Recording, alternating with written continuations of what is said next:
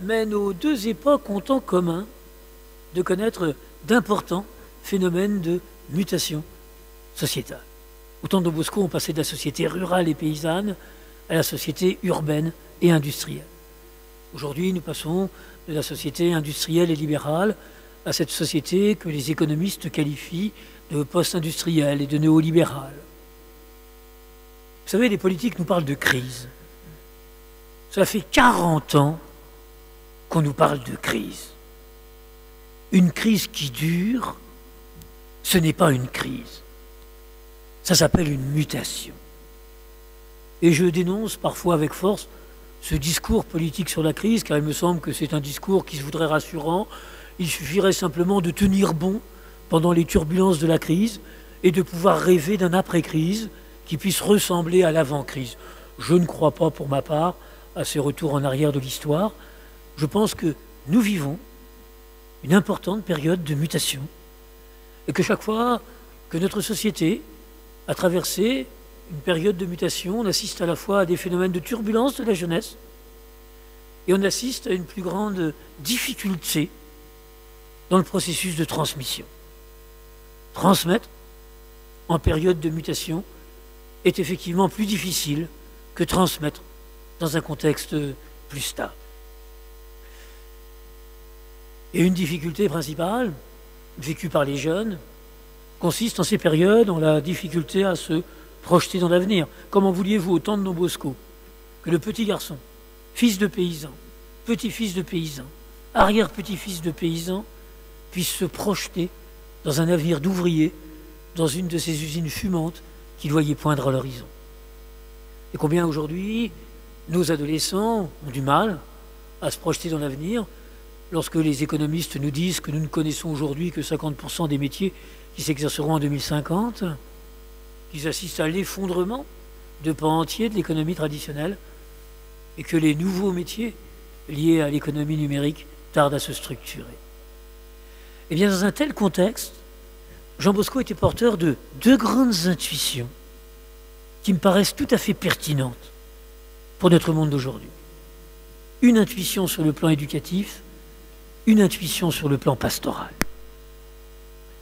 Sur le plan éducatif, il était convaincu que lorsque la confiance s'estompe dans les grandes institutions, en son temps c'était les institutions liées à la monarchie, en ce qui nous concerne aujourd'hui ce sont les grandes institutions républicaines, la capacité à transmettre allait beaucoup plus être liée à la qualité de la relation adulte-jeune plutôt qu'à la qualité organisationnelle du système institutionnel.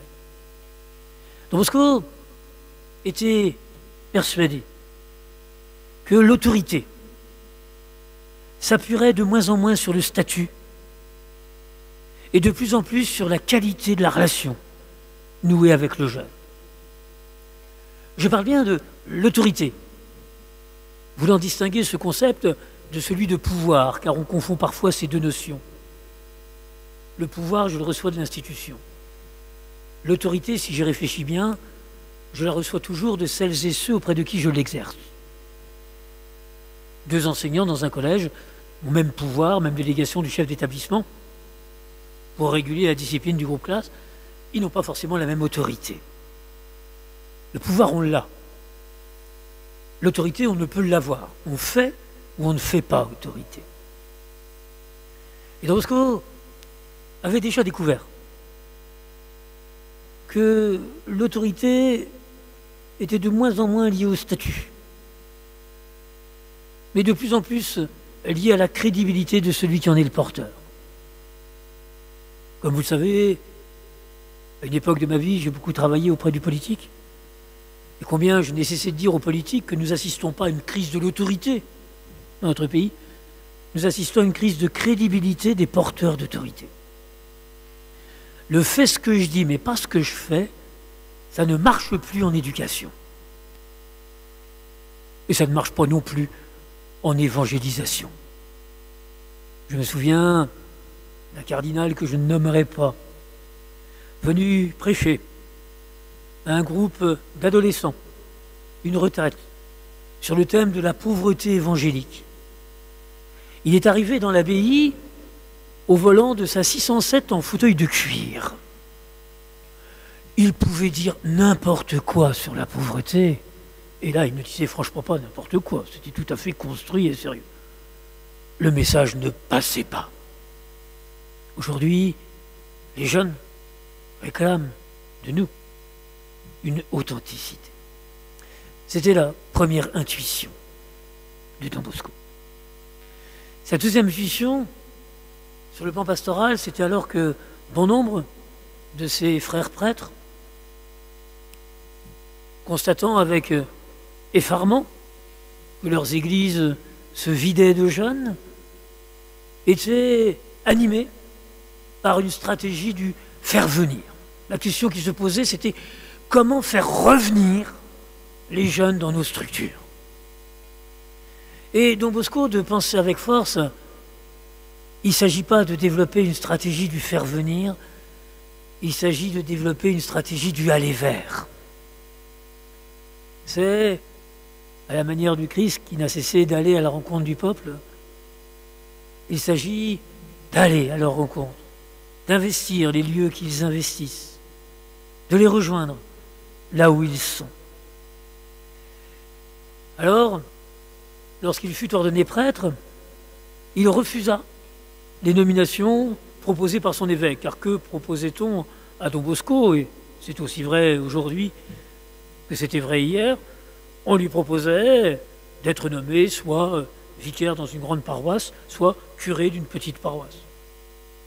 Et Jean Bosco de dire, mais monseigneur, si j'accepte votre proposition, je vais rencontrer des jeunes qui fréquentent l'église.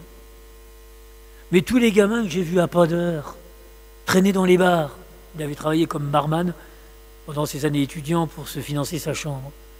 Tous ces jeunes que j'ai vus traîner dans les bars, c'est certainement pas à l'église que je vais les rencontrer. Et si ces jeunes comptaient parmi ceux qui avaient le plus besoin d'entendre ce message d'amour et de lumière contenu dans l'Évangile. Alors, il refusa ces nominations dans les structures de l'Église, qui étaient de plus en plus fermées aux jeunes des milieux les plus populaires, pour travailler comme éducateur de rue, partant à la rencontre de ces jeunes. Et on résume sa vie, son œuvre, par ce slogan « Évangéliser en éduquant et éduquer en évangélisant ». On ne peut distinguer, dans l'œuvre de Don Bosco, et ce sera l'introduction du thème, on ne peut distinguer l'œuvre de l'éducateur de l'œuvre du prêtre. Vous savez, le mot « éduquer » apparaît une fois seulement, dans l'Évangile au chapitre 10 de Saint Jean. Je suis obligé de prendre la traduction de la Vulgate. « Vocat nominatim et educit eas ». Il les appelle par leur nom et il les éduque. C'est l'Évangile du bon pasteur. Les brebis se tiennent dans l'univers fusionnel et chaleureux de la bergerie, et le rôle du pasteur, c'est de faire sortir, ex ducere, conduire hors d'eux, faire sortir. Ça signifie éduquer. Faire sortir ces brebis de cet univers fusionnel de la bergerie pour qu'elles puissent accéder à leur autonomie de sujet. Le rôle de l'éducateur, c'est celui qui consiste à faire sortir de l'état d'enfance, marqué par la dépendance fusionnelle, pour accéder peu à peu au statut d'adulte, capable de s'insérer dans un réseau de relations sociales, économiques, politiques, ecclésiales, pour ceux qui sont croyants. Et éduquer, c'est accompagner l'enfant, l'adolescent, sur cet itinéraire de sortie. Et toute l'œuvre de Don Bosco consista à tenter d'accompagner tous ces adolescents à la manière dont Christ préconise l'accompagnement. Alors, parlons un peu de la foi qui se trouve au cœur de notre démarche de ce soir. Vous savez que la foi, c'est la traduction du mot fides en latin. et que fides peut également se traduire par confiance. Confiance et foi sont des mots synonymes. Voilà pourquoi s'il y a bien une expression que je n'arrive plus à dire aujourd'hui, c'est « j'ai la foi ». C'est comme si l'un d'entre vous me disait « j'ai l'amour de ma femme » ou bien « j'ai l'amitié de mon copain ». Je me dis, s'il commence à raisonner ainsi, il est peut-être plutôt sur le chemin de la perdre. Il ne s'agit jamais d'avoir l'amour. C'est impossible. Il s'agit d'aimer et de se laisser aimer. Il ne peut donc s'agir d'avoir la foi. Qu'est-ce que ça signifie avoir la foi? J'ai la confiance. Non. Il s'agit d'avoir foi, d'avoir confiance, de croire et de laisser croire. Vous savez, j'aime dire que la foi, la confiance, c'est un moteur à 3 temps.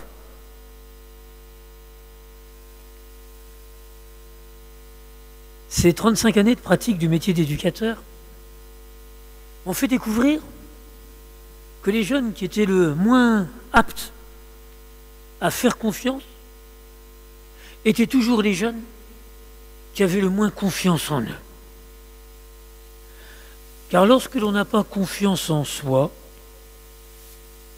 il peut être dangereux de faire confiance à l'autre parce qu'on risque la manipulation.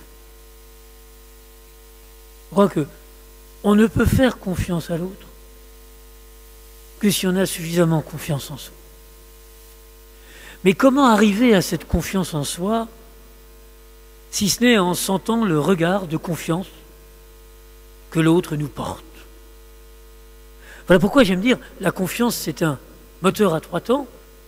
Faire confiance à l'enfant pour qu'il puisse prendre confiance et en retour faire confiance. Il en va de même de notre foi en Dieu. Vous savez, de même que Saint Jean nous dit que celui qui dit qu'il aime Dieu et qui n'aime pas son frère est un menteur, de même que saint Augustin nous dit qu'il n'existe pas 2 amours, l'amour de Dieu et l'amour de l'homme, mais qu'il s'agit d'un même amour, j'aime dire, celui qui dit qu'il croit en Dieu et qui ne croit pas en l'homme est un imbécile. Il n'a rien compris au message. Et qu'il n'existe pas 2 fois, la foi en Dieu et la foi en l'homme, mais c'est une même et unique foi. Et j'aime dire que pour que l'homme puisse croire en Dieu, encore faut-il qu'il ait suffisamment foi en lui. Je dirais même qu'il peut être dangereux pour un homme qui ne croit pas en l'homme de croire en Dieu. Il y risquerait toutes les manipulations si bien décrites par Nietzsche, Marx ou Freud. Mais comment l'homme va-t-il pouvoir avoir foi en lui si ce n'est en sentant ce regard de foi que Dieu lui porte? Nous croyons en un Dieu qui croit en l'homme. Le premier qui croit, c'est Dieu. Et de même que l'amour que l'homme porte à Dieu est la réponse à l'amour que Dieu lui porte, de même, la foi que l'homme porte à Dieu est la réponse à la foi que Dieu lui porte. Vous voyez bien que ce qui se joue dans l'éducation avec l'enfant est la même chose que ce qui se joue dans notre relation à Dieu. Voilà pourquoi, et c'était la grande thèse de Xavier Thévenot, un grand théologien moraliste salésien, voilà pourquoi l'éducation peut en quelque sorte être sacrement de la rencontre de Dieu. Voilà pourquoi il nous est dit dans l'Évangile, celui qui accueille un enfant en mon nom, c'est moi qui l'accueille. Invitation à nouer une relation avec l'enfant qui soit dans le même registre que la relation que nous nouons avec Dieu. Invitation à vivre la relation à l'enfant dans le registre du « je crois en toi, j'espère avec toi, je t'aime ». Et Don Bosco fut tout au long de sa vie de prêtre éducateur celui qui, en croyant en les jeunes, était témoin de cette foi que Dieu portait aux jeunes. Alors arrêtons-nous un peu sur cette confiance indispensable à l'établissement de la relation éducative. Jean Bosco aimait dire « sans confiance, pas d'éducation possible ». Il n'est possible d'éduquer l'enfant, de l'accompagner sur ce gué qui sépare la rive de l'enfance de la rive de l'âge adulte que si une relation de confiance s'établit. Et je déclinerai alors chacune des étapes de cette confiance. Faire confiance pour que l'enfant puisse prendre confiance et en retour faire confiance. Comment rendre possible ces trois étapes? Faire confiance à l'enfant, à l'adolescent. Cela signifie essentiellement pour moi ne jamais identifier l'enfant, l'adolescent, à ses comportements ou à ses performances de l'aujourd'hui. S'il est un adjectif que je n'utilise jamais dans mon vocabulaire d'éducateur spécialisé, c'est l'adjectif délinquant pour qualifier un jeune. Et pourtant, Dieu sait si les adolescents confiés au Val d'Occo commettent moult délits. Mais c'est quoi un délinquant?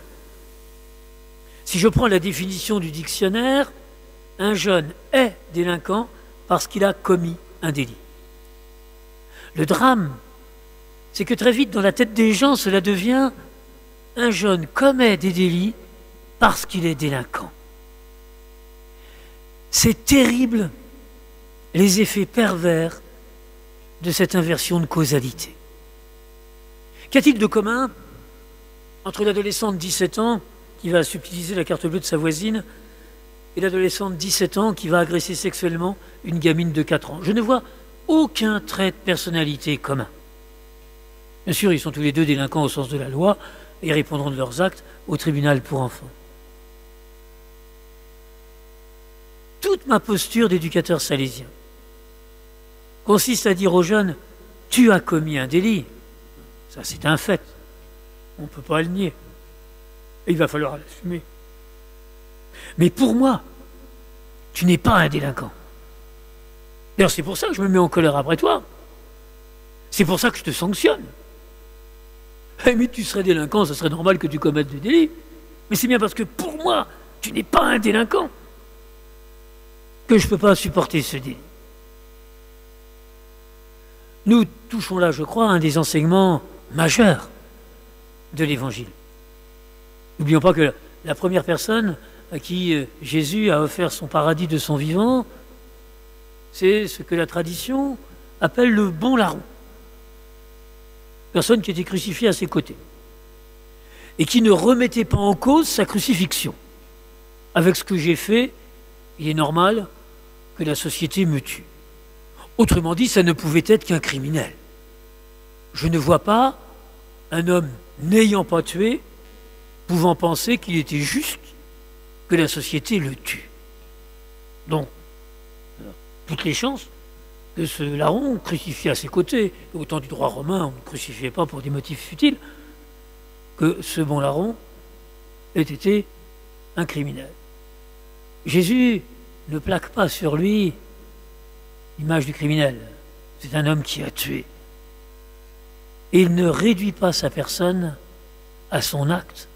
Au contraire, il lui dit « Ce soir, tu seras avec moi au paradis ». J'ai fait une homélie dans une de nos paroisses sur le thème, après quelques incidents dans les quartiers, de cet évangile qui aurait titré « Le bon délinquant ». Ah, et si nous savions parler des bons délinquants? Bien sûr, il ne s'agit pas de vouloir nier leurs actes, il ne s'agit pas de vouloir les banaliser ou de vouloir éviter qu'ils les assument par la sanction, mais il s'agit de ne jamais réduire l'enfant, l'adolescent, à l'acte posé. Dire il a commis un délit, dire il est délinquant ne dit pas la même chose. On ne dit pas la même chose quand on dit cet enfant a menti ou cet enfant est menteur. Cet enfant a volé ou cet enfant est voleur. Et on ne dit pas la même chose à l'école lorsque l'on dit cette copie est nulle et cet enfant est nul. Vous savez, les enfants et les adolescents qui souffrent le plus à l'école, et j'en connais malheureusement un certain nombre dans mon bureau d'éducateur, sont les enfants et les adolescents qui ont eu la malchance de rencontrer à l'école des enseignants qui ont confondu le champ de la performance et le champ de la personne, qui utilisent les outils d'évaluation qu'ils maîtrisent parfaitement pour évaluer des capacités d'apprentissage en outils d'évaluation des personnes, qui au lieu de dire ta copie vaut 2, laisse passer comme message tu vaux 2. C'est terrible ce que ça peut générer en termes de perte de confiance. Comme j'aime à le répéter, chaque fois qu'il m'est donné d'intervenir auprès d'une équipe enseignante, il existe des bonnes et des mauvaises copies. Il n'existe pas de bons et de mauvais élèves. L'élève, c'est une personne. Comment pourrait-on la qualifier de bonne et de mauvaise uniquement à partir de ses résultats scolaires? D'autant que la plupart des élèves qualifiés de mauvais rêveraient de faire du bon.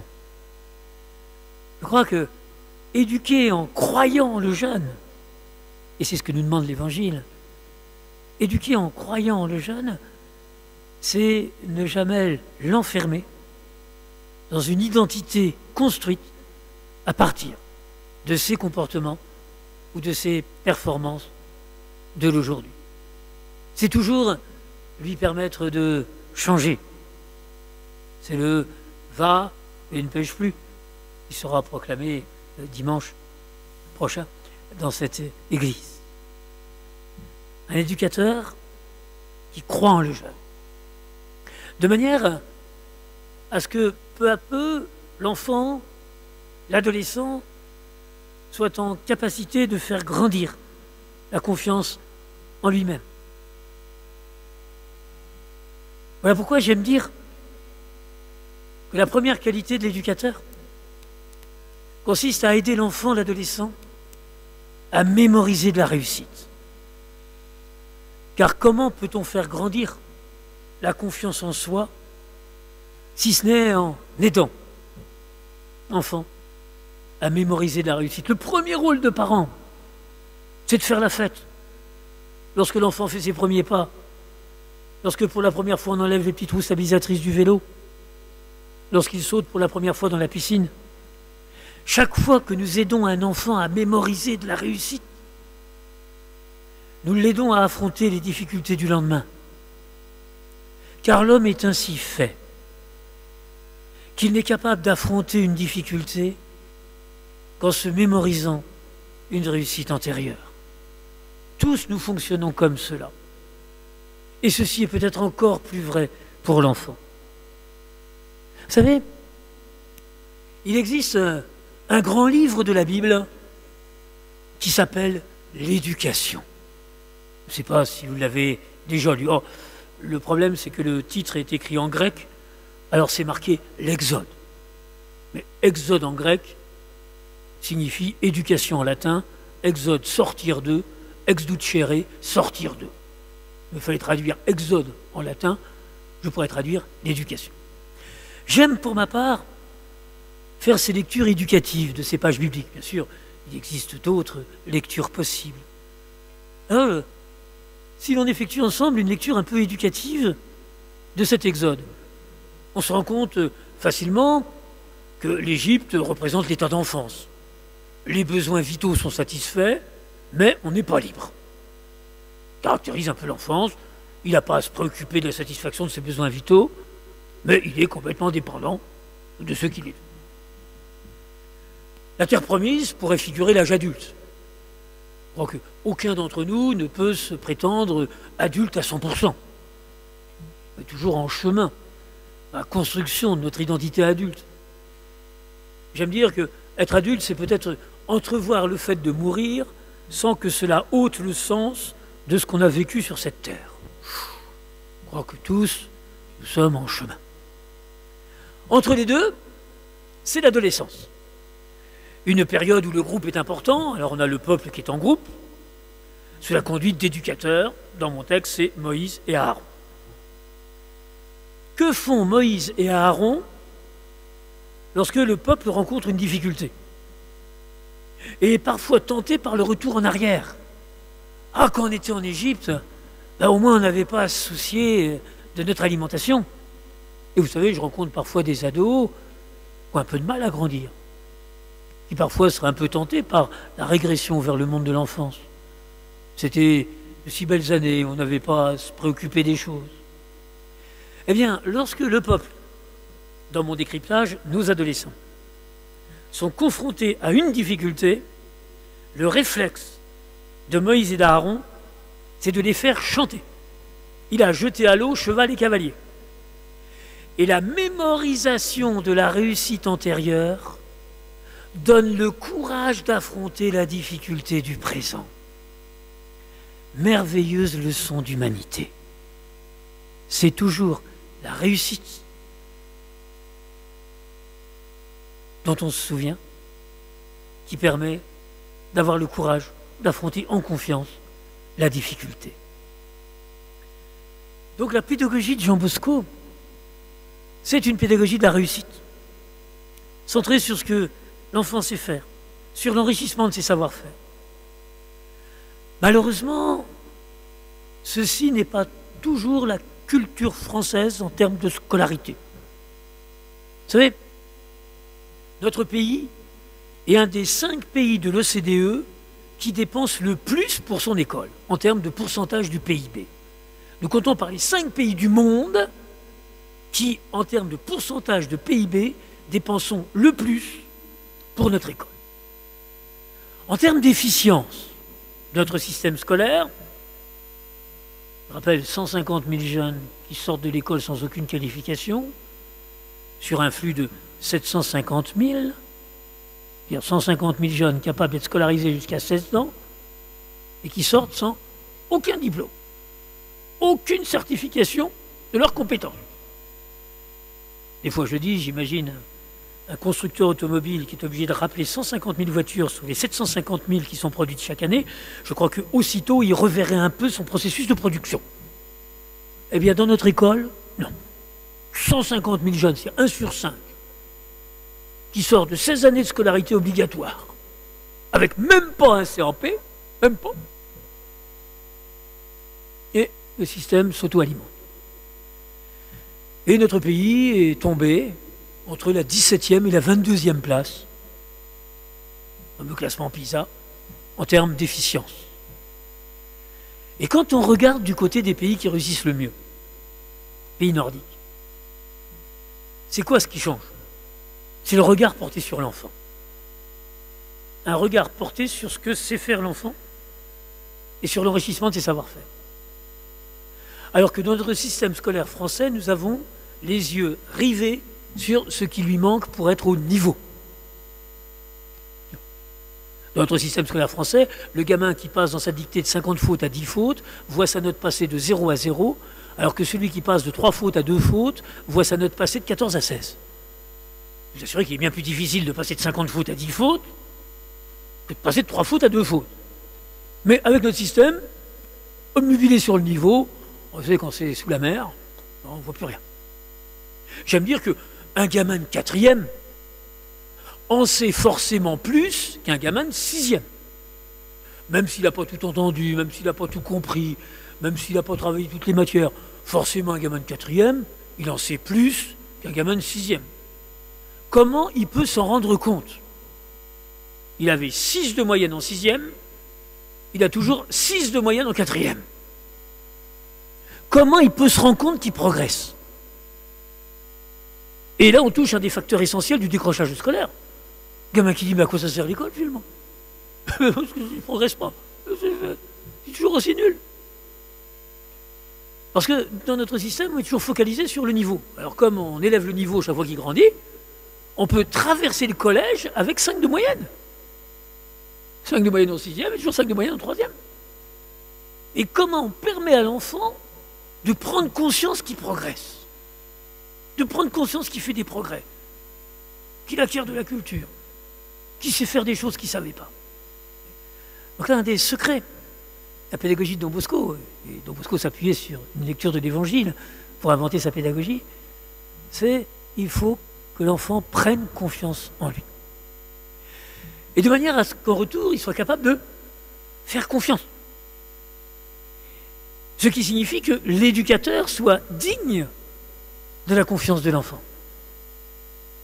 Et là, on touche la question de la crédibilité. On ne peut faire confiance qu'à quelqu'un que l'on juge crédible. Que l'on juge crédible. Et la source de la crédibilité, c'est la cohérence entre le dire et le faire, comme je le disais dans mon introduction. Le fait ce que je dis, mais pas ce que je fais, ça ne marche plus en éducation. Ça a eu marché. Comme disait Fernand Reynaud, à une époque où on ne mettait pas en cause les institutions. Mais aujourd'hui, ça ne marche plus. Alors, j'utilise à dessein ce mot de cohérence entre le dire et le faire, plutôt que celui d'exemplarité. Parce que s'il fallait attendre que les jeunes soient, que les adultes soient exemplaires avant d'entamer leur mission éducative, je crains que nos enfants attendent longtemps leurs éducateurs. Et je dois avoir l'humilité de reconnaître qu'il peut arriver parfois que tel mot que je prononce, que telle attitude que je développe soit pas tout à fait conforme à ces principes de la pédagogie salésienne dont je vous parle. Je suis désolé, il faut couper ce portable.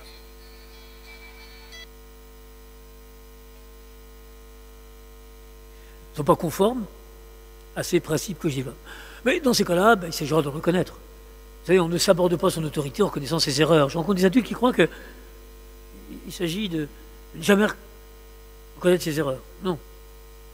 Le gamin, il voit l'erreur. Alors si l'adulte ne la reconnaît pas, il risque effectivement de ne plus considérer l'adulte comme crédible. Mais à ces moments-là, il s'agira pour moi de dire aux jeunes, effectivement, là, mon faire n'a pas tout à fait été à l'auteur de mon dire, mais sache que mon dire continue d'inspirer mon faire. J'essaie de mettre en adéquation mon faire avec mon dire. Et ce dire que je prononce pour toi, c'est aussi ce dire que je m'impose pour moi. Vous voyez que cette association du mot foi avec celui d'éducation nécessite que toujours on soit capable de croire en les jeunes, que toujours on soit capable d'aider les jeunes à croire en lui, et que toujours on soit capable de permettre aux jeunes qui croient en nous. Et nous sommes, là je crois, avec ce mot foi, au cœur même de la relation éducative. Et cette relation éducative peut être effectivement signe de la relation à Dieu.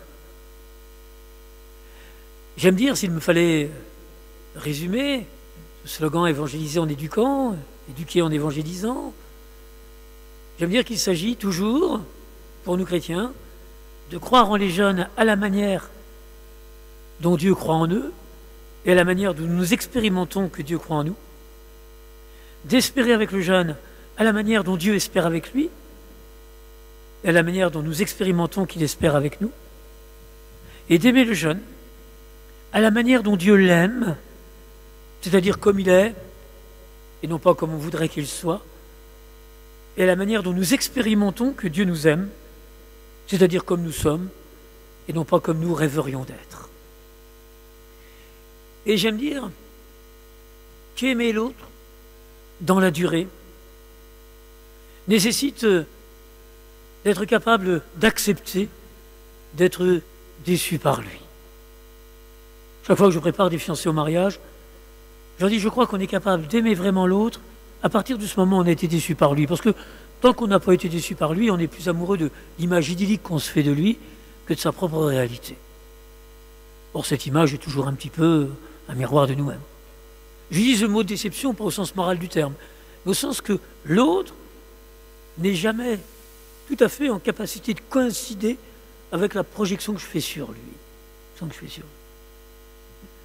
savez, La difficulté que nous rencontrons avec nos adolescents, on parle souvent d'une crise de l'adolescence. On ne devrait pas parler de crise de l'adolescence. Il faudrait plutôt parler d'une crise de la relation de l'adolescent à l'adulte. C'est ça qui est en crise. La relation d'adolescent à l'adulte vit un formidable remaniement et passe par une crise. Et cette crise se traduit souvent par une double déception. L'ado est déçu par ses parents, parce que interrogez un gamin de 7 ans, demandez-lui quelle est la plus belle des femmes, il vous répond c'est ma maman à moi. Demandez-lui quel est le plus débrouillard des hommes, il vous dit c'est mon papa à moi. Interrogez à 14 ans, commence à dire écoute maman t'es jolie mais la grande sœur de mon copain commence à veiller des choses en moi que tu ne peux pas comprendre. Puis il dit écoute papa tu nous as bassinés tous les dimanches midi depuis que je suis tout petit avec tes expos au tennis. J'ai été te voir jouer, disons que tu cours bien après la balle, enfin de là te prendre pour un champion, excuse-moi. Autrement dit, l'adolescence, c'est cette période jamais très facile, où cet homme et cette femme qu'on avait placés sur un piédestal de héros pendant l'enfance, voici qu'on les découvre avec leurs failles et leurs limites d'adultes. Et d'ailleurs, plus l'écart est grand entre la famille rêvée et la famille telle qu'elle se révèle dans la réalité, plus la déception peut être grande. Et puis, l'adulte est toujours un petit peu déçu par l'ado. Quel d'entre vous n'a pas rêvé en berçant son petit bébé de bercer Noah au tennis, Zidane au foot, Balzac en littérature, Marie Curie en chimie, Mozart au piano. D'ailleurs, il faut voir l'emploi du temps de certains de nos chérubins de CM2 qui passent de la leçon de piano au quoi il sera Mozart, à la leçon de tennis au quoi il serait Noah. On aurait l'air malin. On aurait fait faire du piano et c'était un Noah. En passant par le cours particulier de physique au quoi il serait d'Eugène, on aurait tout raté. Et je connais des emplois du temps d'enfants de CM2 qui sont dignes d'un chef d'entreprise. En grandissant, l'enfant risque de ne pas être tout cela à la fois. Et être parent, c'est toujours ne pas faire en sorte que l'enfant réalise le projet qu'on a fait pour lui, mais l'accompagner à la naissance de son propre projet. Et c'est une expérience qui peut être, là aussi, difficile pour les parents, comme elle l'a été difficile pour Joseph et pour Marie. Vous savez, on a un seul passage dans l'Évangile qui nous parle de Jésus adolescent, à l'âge de la puberté, 12 ans. Seule année où, dans l'histoire du garçon juif, il pouvait choisir soit de faire le pèlerinage avec les femmes en se considérant comme un enfant, soit de faire le pèlerinage avec les hommes en se considérant déjà comme un adulte. Quand il était plus petit, il était obligé d'être avec les femmes, quand il était plus grand, il était obligé d'être avec les hommes, et à 12 ans, il avait le choix. Et il choisit cet espace de liberté pour faire croire à Marie qui est avec les hommes, pour faire croire à Joseph qui est avec les femmes, et il se barre. 3 jours. Au départ, aucune inquiétude. Marie le pensait avec Joseph, Joseph le pensait avec Marie. C'est lorsque la fin du pèlerinage arrive et qu'on se retrouve tous les deux, vous imaginez la tension dans le couple. Il part avec toi? Ah non, tu penses qu'il est avec toi? Ah oui. Et il le recherche pendant 3 jours d'angoisse. Et il le retrouve. Et pensez-vous que Jésus ait eu le moindre mot d'excuse pour sa maman? Joseph qui dit, mais t'as vu l'état de ta maman? Pas un mot d'excuse. Il leur dit en quelque sorte, je ne suis pas là pour faire le projet que vous faites pour moi, je suis là pour réaliser le projet de mon père. Je ne suis pas là pour faire votre volonté, je suis là pour faire la volonté de mon père. On parle beaucoup de la Sainte Famille, mais je sais qu'il y en a peu d'entre vous qui auraient aimé être à la place. C'est-à-dire que, effectivement, l'enfant Jésus, en l'exercice de sa liberté, voici que Joseph-Marie comprenait que sa vocation d'enfant de Dieu était un petit peu éloigné des projections qu'il faisait sur lui. Peut-être que Joseph envisageait de lui passer un jour son entreprise de menuiserie ou de charpente. Mais, vous voyez, donc, aimer, c'est être capable d'intégrer cette double déception. Il en va de même de la relation d'amour entre Dieu et les hommes. C'est une relation de double déception. Dieu est déçu par l'homme. Il y a des passages croustillants dans la Bible où on voit un peu Dieu déçu par l'usage que l'homme fait de sa liberté. Mais il arrive aussi que l'homme soit déçu par Dieu. Vous seriez Dieu, monsieur. Vous, il n'y aurait pas eu de tsunami. Vous auriez quand même pas fait ça. Vous seriez Dieu. Vous n'auriez pas fait ça quand même. Donc combien on se rend compte que le Dieu de Jésus-Christ est un peu parfois décalé par ce qu'on appelle le bon Dieu. Le bon Dieu, c'est la somme des projections qu'on fait sur Dieu. Alors, quand on est confronté à ces épreuves et ces cataclysmes aussi terribles, on commence à se dire qu'il est où le bon Dieu? Donc, aimer Dieu signifie accepter ce processus de déception. Parce que le bon Dieu, on n'a pas à l'aimer, on se le fabrique. C'est tout. On se fabrique le bon Dieu, puis la question ne se pose pas, hein, on se le fabrique le bon Dieu.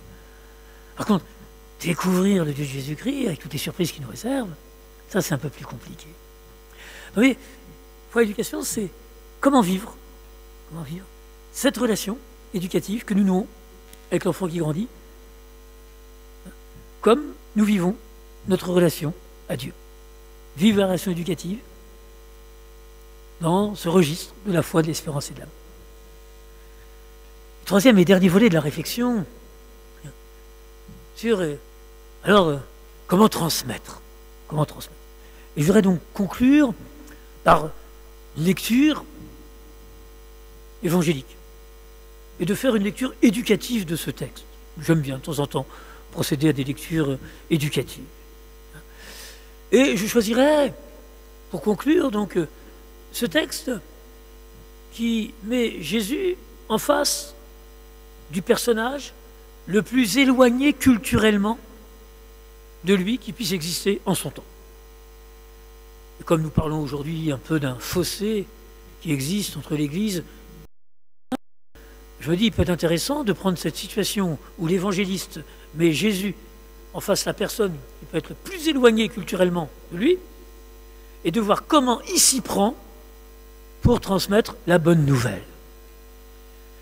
J'évoque donc la figure de la Samaritaine. Lui est homme, elle est femme, il est juif, elle est samaritaine, il y avait un racisme très important des juifs à l'égard des samaritains. Il prêche dans les synagogues, il est reconnu, elle est dite de mauvaise vie. Donc, tout les sépare. Je crois que la société de Jésus, il n'existait pas d'écart plus grand entre Jésus et cette femme de Samarie. Alors vous avez tous un petit peu le texte en mémoire. La rencontre autour du puits. Que vient chercher la femme? Elle ne vient pas chercher de l'eau. Si vous lisez le texte de la Samaritaine en pensant que la femme vient chercher de l'eau, vous ne pouvez rien comprendre au texte. Et d'ailleurs, il y a une indication dans le texte. On vous dit que la scène se passe à la 6e heure, l'heure de midi. Dans les pays chauds, alors il faut le préciser, notre pays parce qu'il fait un petit peu froid en Normandie, mais dans les pays chauds, aucune femme ne va chercher de l'eau à l'heure du plein midi. C'est une aberration. On va chercher de l'eau soit à l'aube, soit au crépuscule. Ça ne peut pas venir à l'idée d'une femme d'aller chercher de l'eau à l'heure du plein midi. Lorsqu'elle va la ramener chez elle, l'eau sera chaude. D'ailleurs, le texte nous donne une autre indication. À la fin, elle laisse là la cruche. C'est pour ça qu'elle est venue chercher. La cruche reste. Alors, qu'est-elle venue chercher? Alors, vous avez quelques indications, là encore, dans le texte. Et vous voyez que cette femme vit un peu le rapport à la sexualité sous le mode très adolescent, où il s'agit de plaquer sur l'autre l'image d'un idéal de partenaire. Puis alors, dès que l'autre ne correspond plus à l'image d'idéal de partenaire, eh ben, il faut en changer. Et donc, elle est dans une espèce de succession de relations amoureuses. Et elle manifeste une incapacité totale de pouvoir inscrire l'amour dans la durée. Alors, vous imaginez la scène, un beau jeune homme vient de l'étranger, et si c'était lui le prince charmant, j'abandonne tout, et je vais à sa rencontre. Et comme tous nos adolescents, observez-les un petit peu, lorsqu'ils essaient d'aller à la rencontre de leur princesse. Si elle est devant un cinéma, ils arrivent avec un programme de cinéma. Si elle est à l'étude, ils viennent avec leur bouquin de mathématiques. Si elle est un peu sportive, bon. Et donc, ce beau jeune homme étant assis sur la margelle d'un puits, va dire, je vais prendre une cruche, j'aurai l'air moins cru. Donc, moi qui ai un prétexte à la rencontre. Et donc, la cruche est bien sûr que le prétexte de la rencontre. Alors, analysons cette rencontre, puisque c'est une rencontre qui va se dérouler en 5 temps, et on va essayer d'analyser en se disant comment Jésus s'y prend pour annoncer la bonne nouvelle à quelqu'un qui est vraiment d'une autre culture, éloignée. Première étape, donne-moi à boire. Jésus met la Samaritaine en situation de donner. Elle n'avait absolument pas prévu cela. Elle était en recherche. Et voici que le premier mot de Jésus, c'est « donne-moi à boire ». Ça bouleverse tous ses plans. Mais d'ailleurs, elle s'étonne. Comment un juif peut demander quelque chose à une Samaritaine? C'est impensable, impensable. Mais, donc, le démarrage, ce qui permet le dialogue, c'est ces 4 mots, donne-moi à boire, dans lesquels, effectivement, Jésus renverse complètement la situation. Deuxième étape, Jésus respecte la Samaritaine. Et il respecte son prétexte. Tu me causes d'eau, je te cause d'eau. Cause d'eau, je te cause d'eau. On pourrait intituler Histoire d'eau. Alors, effectivement, Jésus essaye d'élever un peu le niveau. Il essaie effectivement d'éduquer cette femme de Samarie à une dimension symbolique. L'eau dont il parle, c'est l'eau de la vie, c'est l'eau de l'amour. La Samaritaine reste basique. Si bien qu'on ne peut pas dire que le dialogue fonctionne. On peut dire que le dialogue fonctionne. Et on arrive à, tu sais, celui qui boit de l'eau que je lui donnerai n'aura plus jamais soif. Jésus qui est sur la dimension symbolique de l'eau. Elle qui répond, écoute, donne-la moi, comme ça j'aurais pu à me déplacer. Et ça me fait penser à ces animateurs d'aumônerie en classe de 3e qui pendant 1 heure ont essayé d'élever la réflexion du groupe. Et à 12:05, il y a l'ado, quand est-ce qu'on mange? C'est tout à fait ça. Jésus qui essaye d'élever la réflexion, qui essaye d'évangéliser, et puis elle qui reste au niveau basique. 3e étape. Alors, je ne sais pas si vous avez le texte en mémoire. La femme qui dit, donne-moi cette eau que je n'ai plus à puiser. Jésus qui répond, va, appelle ton mari et reviens. Je ne sais pas si vous avez saisi le rapport entre la question et la réponse. Et pourtant, c'est à ce moment-là que le texte bascule. Parce qu'à ce moment-là, Jésus fait découvrir à la Samaritaine qu'il a compris la nature de sa vraie difficulté. Va, appelle ton mari. Vous savez, des fois, lorsque je commande ce texte à des animateurs d'aumônerie, je dis aux animateurs, imaginez donc une dame, animatrice d'aumônerie, son mari est parti en voyage d'études un peu au loin, et puis c'est la fête de fin juin, et puis la fête se termine par un verre bu ensemble, et puis il y a un jeune animateur qui dit « et si on dansait un peu ?» Et voici ma femme, animatrice de l'aumônerie, en train de danser avec le jeune animateur. Moi je dis souvent, le seul conseil que je vous donne dans cette situation, c'est parler de votre mari. Tout de suite, ça remet un peu de distance. Et donc, c'est ce que Jésus fait. Voyant effectivement toute la stratégie de cette femme, le va, appelle ton mari, c'est effectivement l'idée, je remets de la distance. La femme qui dit, j'ai pas de mari, c'est ça le problème. Je suis incapable d'inscrire l'amour dans la durée. Et Jésus qui lui dit, tant que tu ne changes pas, ce qui s'est passé avec les 6 premiers, ça va se passer avec le 7e. En tout cas, je ne serai pas le 8e. Donc, Jésus qui fait découvrir qu'il a perçu la vraie difficulté de cette femme.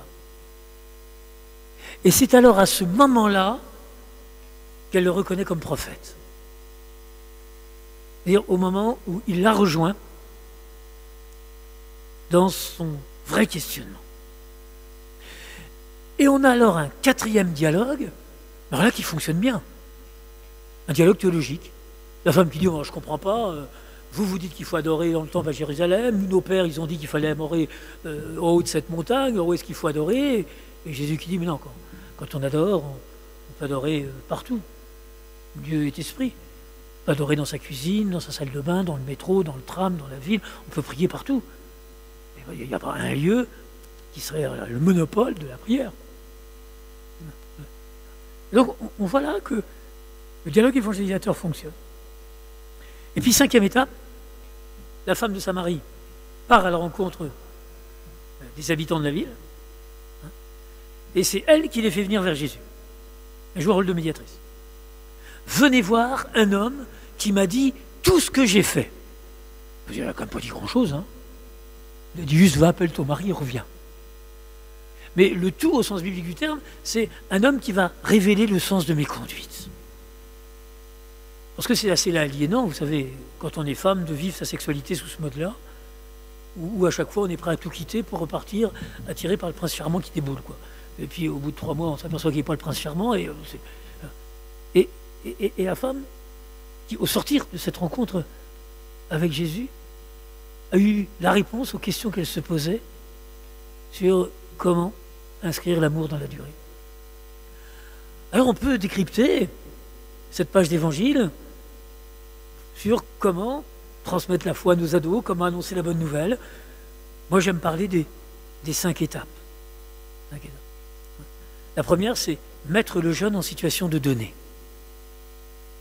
Mettre le jeune en situation de donner. Ce dont nos adolescents ont le plus besoin aujourd'hui, c'est de rencontrer des adultes qui sont capables de leur dire « j'ai besoin de toi ». Il m'arrive de rencontrer des ados au bord du suicide, non pas qu'ils n'aient pas été aimés, merveilleusement aimés, non pas qu'ils n'aient pas été aidés, ils ont vu une kyrielle de psy. Mais ce qui a parfois manqué, c'est l'adulte qui dit « j'ai besoin de toi ». C'est pas « je te propose mon aide ». Non, « j'ai besoin de toi ». J'ai besoin de toi. Et j'ai vu des ados transformés. J'ai vu des ados faisant constamment les marioles, répondre de manière très positive à un véritable appel à la solidarité, quand ils sentaient que l'adulte avait vraiment besoin de lui. Parce que c'est une vraie question qui se pose, notre société, qui a tendance quand même à repousser l'âge des responsabilités. Rappelons-nous, si on fait un tout petit peu d'histoire, que Saint-Just avait 20 ans lorsqu'il a réclamé la tête du roi à l'Assemblée nationale, que Bonaparte avait 23 ans lorsqu'il commandait en chef l'armée de France au pont d'Arcole, que Jeanne d'Arc avait 17 ans lorsqu'elle était à tête de l'armée du Dauphin pour libérer la ville d'Orléans. Et si on prend l'histoire de l'Église, le grand Charles Borromée, celui qui a mis en œuvre le Concile de Trente, et on découvre parfois qu'il est plus difficile de mettre en œuvre un concile que de le promulguer. Le grand Charles Borromée, 23 ans lorsqu'il fut choisi comme cardinal, et il n'était pas évêque. Pour moi, c'est un signe du vieillissement d'une institution, lorsque de super grands chefs ne s'entourent que de grands chefs comme conseil rapproché. Il était un temps où dans l'Église, les cardinaux, c'était des laïcs, des prêtres, des évêques. Et c'était les conseillers du pape, et il avait des conseillers qui représentaient le peuple dans toutes ses dimensions. C'est une évolution récente de l'Église, le fait de dire que même si en théorie on a le droit de choisir comme cardinal quelqu'un qui n'est pas évêque, mais il y a encore quelques jésuites, mais là on les choisit après 80 ans de manière à ce qu'il n'y ait plus le droit de voter. Donc les quelques cardinaux qui en France ont été faits cardinaux sans être évêques sont des gens de plus de 80 ans. C'est sûr qu'ils ne sont pas au conclave, ils sont contents, c'est-à-dire qu'on leur donne le titre sans leur donner la fonction. Et bien, ce grand Charles Borromée, 23 ans lorsqu'il fut nommé cardinal, 25 ans lorsqu'il fut nommé archevêque de Milan, qui était le plus grand diocèse d'Italie. Aujourd'hui, lorsqu'on ordonne un évêque à moins de 60 ans, on se dit quelle chance, on a un jeune évêque. Enfin, rassurez-vous, ce n'est pas tous les diocèses qui ont cette chance-là. Donc, donne-moi. Mettre les jeunes en situation de donner. Deuxième étape, respecter les prétextes. C'est vrai qu'au niveau des jeunes, invitez un groupe d'ados, vous faites de la pastorale, vous leur demandez les thèmes qu'ils veulent travailler, ils vous diront les relations garçon-fille, les relations avec les parents, l'écologie, la paix, tout sauf Dieu. Bon, des fois, moi, je vois des animateurs en pastorale, ils disent, on est là quand même pour annoncer tous les thèmes. Alors, il y a tout, tout ce qui fait leur vie, sauf Dieu. Mais qu'importe, on peut parler de Dieu en parlant des relations garçon-fille. On peut parler de Dieu en parlant de la relation aux parents. On peut parler de Dieu en parlant de l'écologie. On peut parler de Dieu en parlant de la paix. Et on voit comment Jésus se sert du prétexte servi par la femme, c'était l'eau, Et puis il essaie de parler de Dieu. Hein, il part de l'eau. Donc, respecter les prétextes, ça je crois que c'est important au niveau de nos ados. Partir de leur vie. Là, pour cette femme, l'eau, c'est quand même chose importante. Hein, et puis, troisième étape, les rejoindre dans leur vraie quête. Les rejoindre dans leur vraie quête. On parle d'une bonne nouvelle. Si ce que nous avons à dire n'est pas une bonne nouvelle pour eux, mieux vaut se taire. Il n'y a pas de honte à ça. Jésus s'est tué pendant 30 ans pour effectivement se préparer à ce que son message soit vraiment une bonne nouvelle pour le peuple à qui il l'adressait. Donc, pour annoncer une bonne nouvelle, encore faut-il prendre le temps de pouvoir découvrir quelle est la vraie quête de ces jeunes. Et pour moi, il y a une vraie quête de confiance. Rencontrer les adultes qui ont confiance en eux. Il y a une vraie quête de rencontre. Parce qu'il y a une différence, vous savez, entre communiquer et se rencontrer. Avec Facebook, avec tous leurs emails, ils communiquent.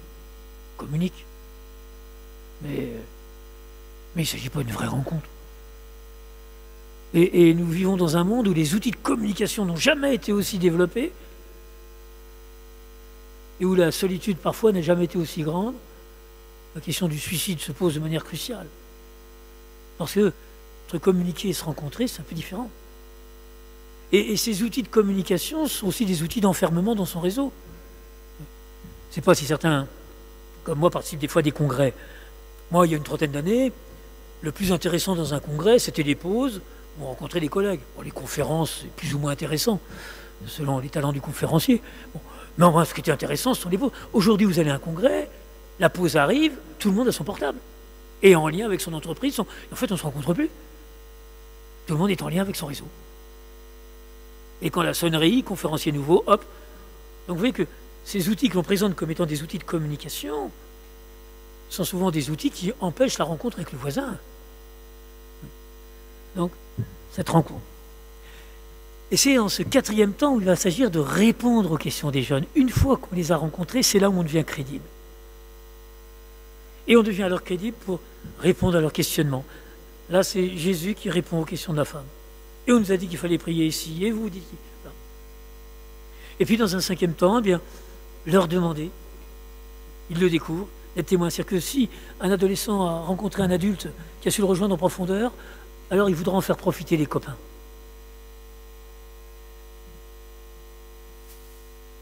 La stratégie pour lancer une aumônerie, c'est cette stratégie que Jésus utilise en Samarie. Il ne s'installe pas sur la place en faisant un grand discours aux milliers de Samaritains. Il rencontre en profondeur une femme, et après il la laisse jouer. Et c'est elle qui va dire, venez voir un homme qui est vraiment intéressant. Je crois, effectivement, de rejoindre des jeunes, c'est d'abord rejoindre quelques-uns en profondeur. Don Bosco a vécu cette même expérience. Il a galéré pendant les 2 premiers mois d'apostolat à Turin, il arrivait du mal à avoir le contact, il se faisait moquer de lui. Puis à un moment, il y a eu cette rencontre avec Barthélemy, ce gamin qui avait été pris pour un délinquant par le sacristain, et puis qu'il a choisi de faire venir, et il a découvert la richesse de ce môme, derrière effectivement ses habits et ses attitudes. Et après, c'est Barthélemy qui est venu avec ses copains, 5 copains le dimanche suivant. Le mois d'après, ils étaient 50, 6 mois après, ils étaient 200, 1 an après, ils étaient 500. Et Jean Bosco a fondé son œuvre à partir de cette rencontre avec un jeune. Voilà, il est temps de... Mon temps de parole est largement dépassé. Il est temps de conclure. Combien je crois qu'il est important que, chrétiens d'aujourd'hui, nous investissons ce défi d'éducation et ce défi de l'évangélisation. Je crois que ces 2 défis sont vraiment les défis à relever dans notre société française d'aujourd'hui.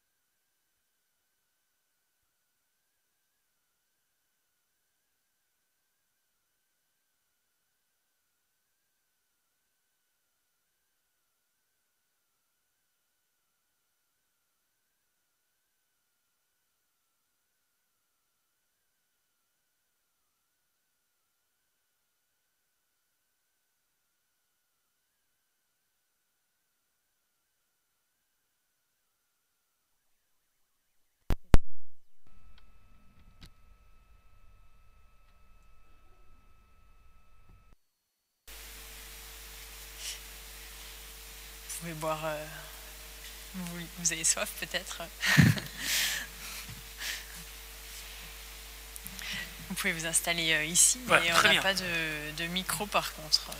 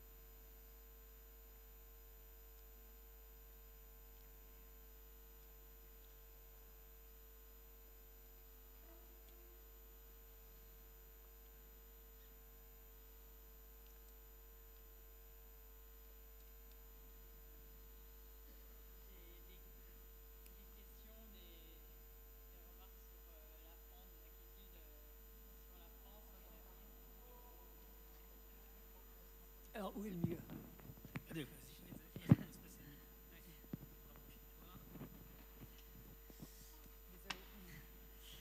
Donc, des constats donc, sur la France, des questions sur l'avenir. Donc, nous avons les responsables que nous méritons, mais quelle décadence et laisser aller. La banlieue et les privilèges, quel avenir? Je ne sais pas trop si c'est une remarque ou une question. Quel avenir, peut-être? Et peut-être qu'il va dans le même sens. Jusqu'où peut-on aller dans la médiocrité de l'éducation en France? Donc on voit des inquiétudes quand même sur l'avenir de l'éducation en France. Quelle France dans les années à venir avec pour seul objectif le pouvoir d'achat? Donc déjà peut-être est-ce que vous partagez ces constats? Dans quelle mesure votre expérience peut éclairer ces personnes qui posent ces questions?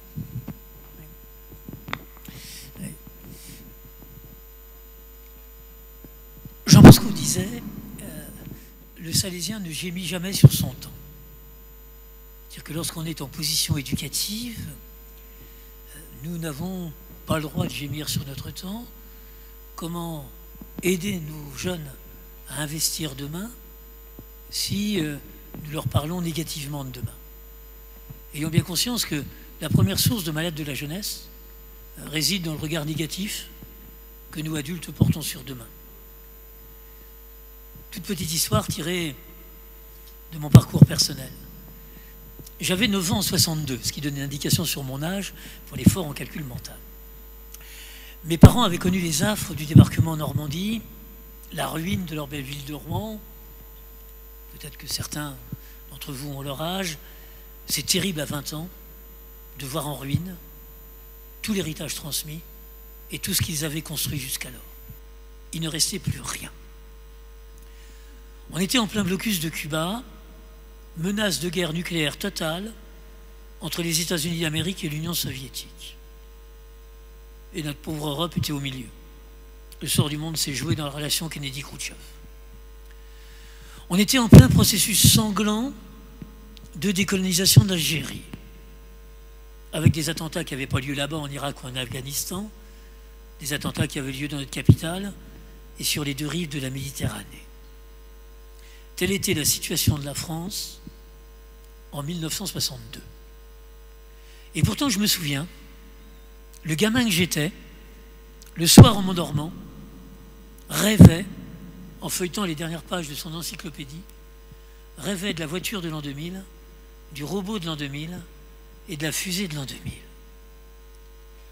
Autrement dit, mes parents, qui avaient bien plus de raisons que nous de s'inquiéter de l'avenir à très court terme et qui avaient en mémoire les destructions massives, étaient néanmoins capables d'enthousiasmer leurs gosses sur demain. Sondage effectué aujourd'hui auprès de gamins de 13-16 ans, à quoi vous fait penser demain? Les 3 premières images associées, la peur de la pollution, le réchauffement de la planète, la peur du chômage, la peur du terrorisme. Bonjour l'envie de grandir. Et nous prenons conscience qu'il est bien plus difficile d'être jeune dans une société qui se projette négativement sur demain que dans une société qui se projette positivement sur demain.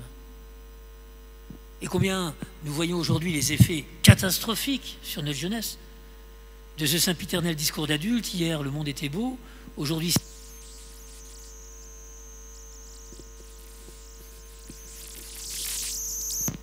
notre jeunesse compte parmi les plus pessimistes du monde. Alors voilà, je ne dirais pas, et ce que je dis chaque fois que je rencontre des collégiens, des lycéens, je dis j'ai eu la chance de sillonner un peu le monde pour aller voir ce que mes frères salésiens faisaient en Afrique, au Brésil, en Russie, dans les dom-toms. Je puis les assurer que des centaines de milliers de jeunes rêveraient d'être à leur place. Rêveraient d'être à leur place. Leur plus grand rêve, ce serait d'être à leur place. Et nous avons une jeunesse incapable de se projeter sur demain. Là, la responsabilité vient plutôt de nous adultes. Alors voilà, comment enthousiasmer nos jeunes sur les défis à relever? C'est vrai que la situation n'est pas facile, mais chaque fois que je m'adresse à des étudiants, je leur dis, on compte sur vous, on a besoin de vous, pour que vous trouviez effectivement les solutions. Nous, on a réussi des choses. Le problème, c'est que ce qu'on a réussi, on n'est même pas capable de le transmettre avec enthousiasme. Nous sommes la première génération dans l'histoire de France. C'est du jamais vu dans l'histoire de France. Nous sommes la première génération dans l'histoire de France qui confions à nos enfants une vie sans risque majeur de voir détruire l'œuvre de leurs mains par nos voisins. C'est du jamais vu. Toutes les générations précédentes ont grandi en se disant peut-être qu'un jour, tout ce qu'on a fait va être détruit par qui les Allemands, qui les Anglais, qui les... C'est la première fois. Merci l'Europe. On est capable de leur parler de l'Europe que sous l'angle des tracasseries administratives de Bruxelles. C'est quand même terrible. C'est-à-dire que même ce que notre génération a réussi, parce que moi, quand j'avais 15 ans, il était impensable de croire qu'un jour, jeunes gens de l'Est et gens de l'Ouest pourraient siéger à une même table. C'est impensable. Je vous ai parlé que de la Troisième Guerre mondiale, la guerre froide. On l'a fait. Et moi, j'aime dire à tous ces jeunes, le grand défi, c'est le défi Nord-Sud. Alors ça, c'est le défi que vous avez relevé. Là, il y a un déséquilibre entre le Nord et le Sud. Là, il va falloir que vous travailliez tous ensemble pour faire que ce qui était, là encore, impensable aujourd'hui, qu'on ait un niveau de vie qui s'équilibre un peu à travers le monde, ben, que c'est vos générations qui vont le réaliser, parce que sinon, on n'arrivera pas à maîtriser les flux migratoires. Si on continue d'avoir 20% de la population qui consomme 80% des richesses et 80% de la population qui va satisfaire de 20% des richesses, on est dans l'incapacité de maîtriser les flux migratoires. Incapacité totale. Donc, et j'aime dire aux jeunes, vous vivez une formidable époque. Formidable époque. Où effectivement, il y a des défis à relever. Nous, on a relevé un certain nombre, pas celui-là. Et j'aime dire, 8000 emplois perdus à Peugeot-Aulnay, pour moi, c'est pas une mauvaise nouvelle, hein, quand je voyais ce qu'étaient ces emplois. Moi, ce qui me paraît une mauvaise nouvelle, c'est que notre pays soit infoutu de créer 8000 emplois dans le domaine de la nouvelle économie. Parce qu'on fait sans doute pas assez confiance à nos jeunes. Alors là c'est dramatique. Qu'on soit infoutu, avec une jeunesse parfois aussi brillante que l'on a sur s'expatrier, qui en Angleterre, qui soit infoutu de créer des emplois. Focalisé qu'on est sur... Il faut qu'on défende les vieux emplois. Non, on est dans cette période. Alors, voilà. Alors, l'éducation... Là encore, j'ai souligné l'école. Il y a aussi des choses belles qui se font à l'école. On a des enseignants remarquables. Là, je crois que cette culture, c'est plutôt cette culture du niveau, plutôt qu'une culture de la progression. On est centré sur un niveau à atteindre, plutôt qu'une culture, se dire l'important, c'est que chacun progresse à son rythme. Bon, effectivement, là, il y a des choses sans doute à changer.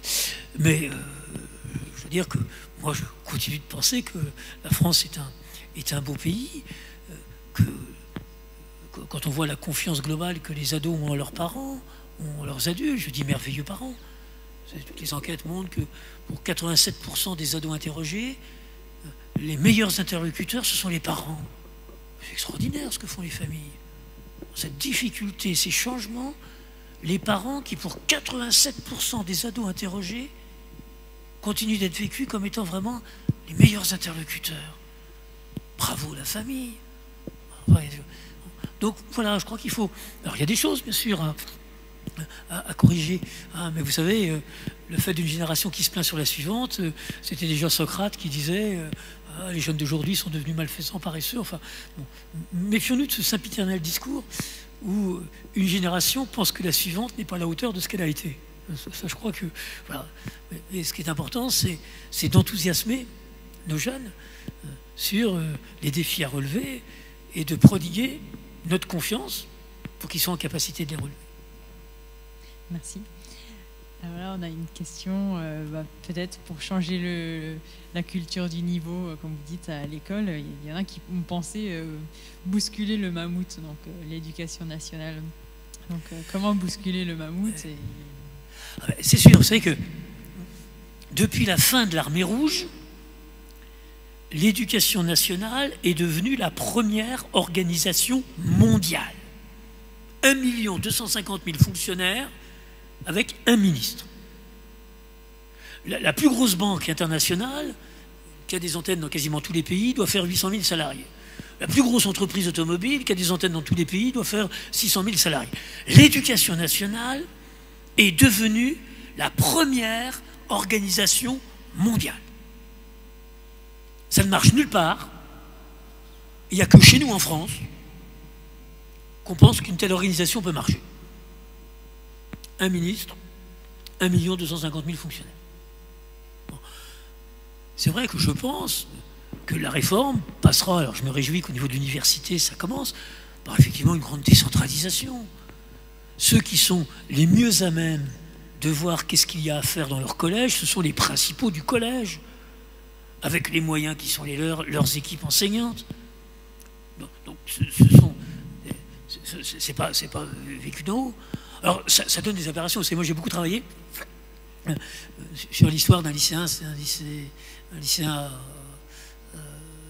à Étampes qui avait poignardé une enseignante, qui n'est pas décédée, hein, mais qui a quand même été gravement blessée. Bon. J'ai travaillé beaucoup sur ce cas, je suis intimement convaincu que ce gamin-là, il aurait eu quelqu'un à qui parler entre le mardi 16h et le mercredi 8h, on aurait évité cette agression. Mais traité par le ministre, l'idée, c'est on va installer des portiques à l'entrée des lycéens. Je ne sais pas si vous avez déjà été dans un aéroport. Donc vous imaginez 1000 gamins le matin qui doivent passer sous le portique. Eh non, ça sonne encore. Ah ben oui, monsieur, il y a encore ma règle en métal. Ah ben ça sonne encore. Ah, j'ai oublié le compas. Ah ben ça sonne encore. Ah ben j'ai la pièce pour le goûter. Pour peu qu'ils ressortent à midi, 1000 personnes à refaire passer sous le portique à 14h. Il faut vraiment être à Grenelle pour se dire que la solution aux agressions d'enseignants, c'est on va mettre un portique à l'entrée des lycées. Avec un peu de bon sens, on se dit ça ne peut pas fonctionner.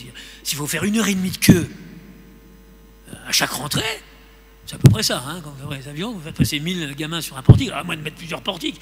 Mais vous imaginez un portique, faire passer 1000 gamins, si on veut faire les choses sérieusement, si on repérer les petits couteaux, ben on repère aussi les compas, les règles, les sous, les montes, les machins.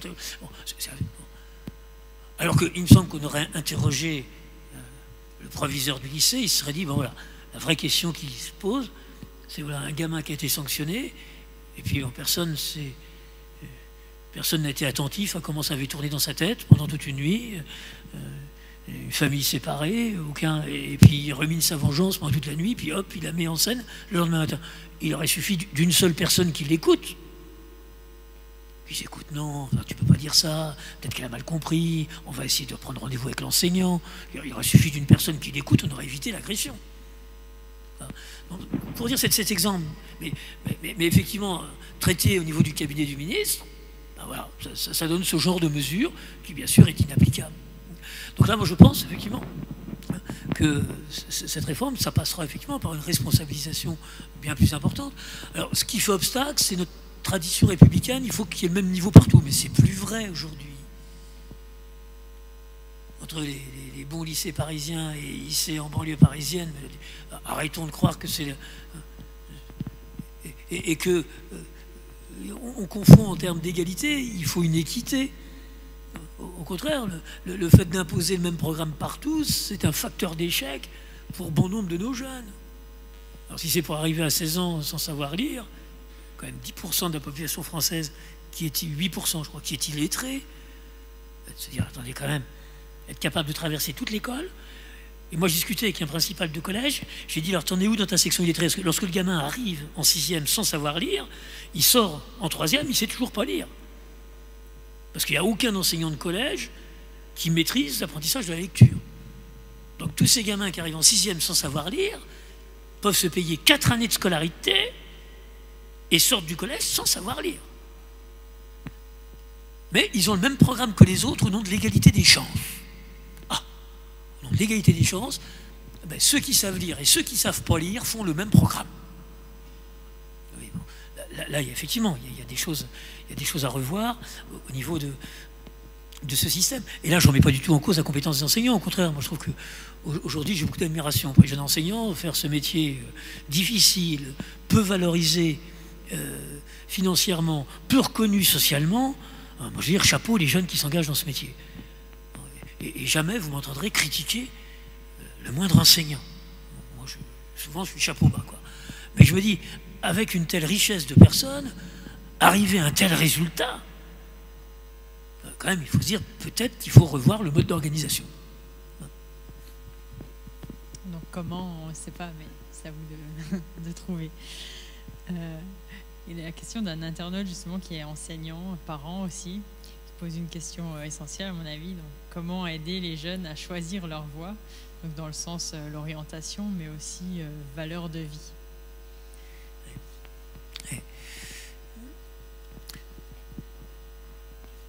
Tout jeune a envie de réussir sa vie. J'ai encore jamais rencontré un seul ado me disant « moi, je rêve d'une vie de merde ». Donc, il y a ce moteur-là. Ce qui est important pour nous, c'est que réussir, l'indicateur, ça va être le bonheur de vivre. Donc souvent, lorsque j'interviens, ce sera le thème de mon intervention demain auprès de lycéens, c'est de faire un peu la nuance entre réussir sa vie et réussir dans la vie. Et j'aime dire aux jeunes, il y a deux manières de voir les choses. Il y a ce que j'appelle des TPMG, tout pour ma gueule, c'est-à-dire je mets moi au centre et j'oriente tous mes choix au service de mon moi. Moi, mon métier, mon argent, mes études, ma voiture, ma copine, Et puis ceux, les TVLA, tournés vers l'autre, c'est-à-dire ceux qui découvrent que la construction de son bonheur personnel passe par la promotion d'un bonheur collectif. Qu'on ne peut pas être heureux tout seul. Et je crois que les jeunes là sont prêts, si on est bien en termes de bonheur, sont prêts à vivre. Alors après, la question de l'orientation. C'est d'avoir fait un grand forum, c'était en Bretagne, auprès de tous les terminales de l'école catholique. Une grande idée, là, donc sous un chapiteau, un grand chapiteau, il y a plus de 3000 lycéens. Au moment des orientations, parce que c'est un peu la panique, le 20 mars, lorsque l'élève de terminale doit mettre ses petites cases, ces petites croix dans les cases, avec 170 choix possibles, etc. Bon, s'ils n'ont pas beaucoup réfléchi avant, je leur dis, ça peut être un peu difficile.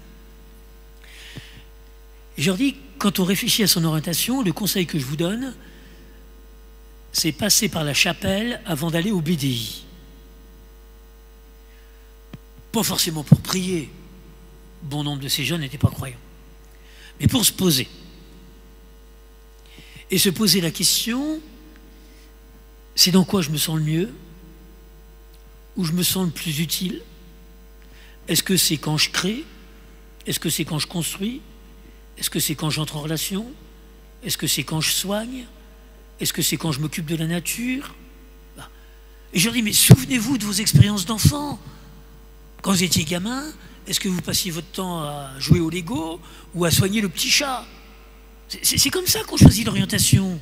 C'est pas en allant au BDI d'abord, c'est en se posant ces questions-là. C'était quoi? Alors, si c'est construire, dans un deuxième temps, il va falloir négocier votre orientation avec, bien sûr, les contraintes de la réalité, vos performances scolaires, les niveaux d'études, les moyens qu'il faut que vos parents ont. Mais si c'est construire, peut-être vous serez ouvrier, peut-être vous serez technicien, peut-être vous serez chef de chantier, peut-être vous serez PDG d'entreprise de bâtiment. Si c'est soigner, peut-être vous serez soignant, peut-être vous serez infirmier, peut-être vous serez médecin, peut-être vous serez grand professeur de chirurgie. Mais je veux dire, ça, c'est dans un second temps. Moi, l'ado qui me dit, moi, j'hésite entre médecin et vétérinaire. Ah, puis écoute, va au BDI, c'est intéressant, là. Tu vas voir un peu les filières, les choses. L'autre qui me dit, alors moi, j'hésite entre ingénieur des ponts et chaussées et médecin. Ah, puis va à la chapelle. Je te dis, moi, va à la chapelle, ça n'a rien à voir. C'est pour moi qui pourrais. On repasse du temps à la chapelle. C'est ça. Bon. Et ça, malheureusement. Hein. Et ce qui me paraît, moi, très important, et ça, c'est ce que je dirais, c'est le discours que je tiendrai aux jeunes demain, hein, et c'est votre plus grand rôle d'éducateur, parents, enseignants, c'est d'aider l'ado à passer du rêve au projet. Pour moi, réussir sa vie, c'est réussir cette négociation entre ses rêves de gosse et les contraintes de réalité pour bâtir le projet de vie. Et je crois que c'est votre plus grand rôle de parent quand on parle d'orientation. Aider chacun à négocier ses rêves avec les contraintes de la réalité. Il ne s'agit jamais de briser les rêves. Trop d'ados ne rencontrent que des adultes briseurs de rêves. Or, je rencontre des parents qui me disent « Oh, mon ado, il n'a plus envie de rien, il n'y a rien qui l'intéresse. » Et j'essaie de faire découvrir à ses parents que depuis qu'il est tout petit, chaque fois qu'il a eu une idée, il y a eu 3 adultes pour la casser. Un jour, il voulait être astronaute. « Oh, arrête ton char, astronaute, on n'a même pas de base en France. Allez, à faire de la géo. » Un mois après, il voulait être pilote de Formule 1. « Qu'est-ce pilote de Formule 1 ? Enfin, arrête ton char. Allez, à faire de... » C'est sûr que si chaque fois que le gamin émet un rêve, il y a 5 adultes pour le casser, alors c'est sûr qu'il arrive un moment où il n'émettra plus rien. Plus rien comme idée. Donc il ne s'agit jamais de briser les rêves. Il s'agit d'aider à passer du rêve au projet. Un tout petit exemple. Un gamin qui rêve d'être médecin. Quand je serai grand, je serai médecin. Bulletin de notes de fin de seconde, mathématiques 2, physique 3. Vous allez dire, écoute mon grand garçon, ma grande fille, tu veux être médecin, soit. Mais vu la réalité de tes notes, et vu ce qu'on demande en fac de médecine, ça va être un peu difficile. C'est quoi passer du rêve au projet? Jamais briser le rêve. Aller à la racine du rêve. Tu veux être médecin, pourquoi? Pourquoi tu veux être médecin? Oh ben parce que le grand-oncle est médecin, il y a le port. Non, arrête ton char, ça c'est un peu enfantin. Le gamin qui a de Zidane veut être joueur de foot. Bon, laisse tomber le grand-oncle, j'espère qu'il n'est pas d'une médecin pour faire plaisir à sa grand-mère. Je te parle de toi. Toi, tu veux être médecin, pourquoi? Est-ce que c'est pour prendre soin du corps de l'autre? D'autres métiers te le permettent. Entraîneur sportif, le paramédical. Est-ce que c'est pour nouer une relation avec une personne qui souffre? D'autres métiers te le permettent. Éducateur spécialisé, assistant de service social, psychologue. Il y a toujours moyen de réaliser une part de son rêve, jamais la totalité. Et je crois que conseiller nos ados sur l'orientation, c'est les aider à effectuer cette négociation. Effectuer cette négociation. Comment les aider à négocier leurs rêves, et en se disant que peut-être celui qui rêvait, moi j'en ai beaucoup dans mon foyer, rêvait d'être joueur de Ligue 1, ben peut-être seront vendeurs dans un magasin de sport, et seront entraîneurs du petit club de leur village, et peut-être ils iront poindre une grosse pointure.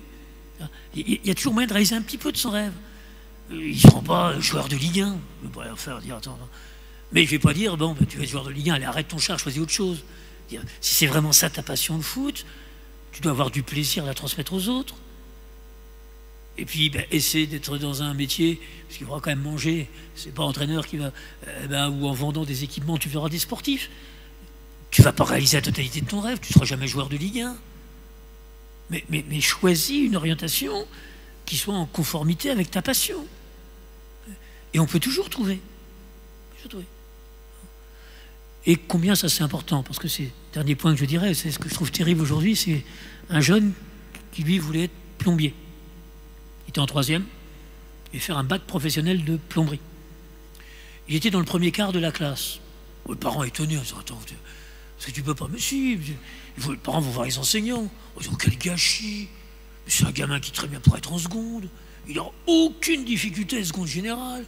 Qu'est-ce que vous allez le mettre en bac pro avec tous ceux qui n'ont pas la capacité d'être en seconde? Mais pour vous êtes... Et le gamin docile a suivi les conseils de ses parents et de ses enseignants.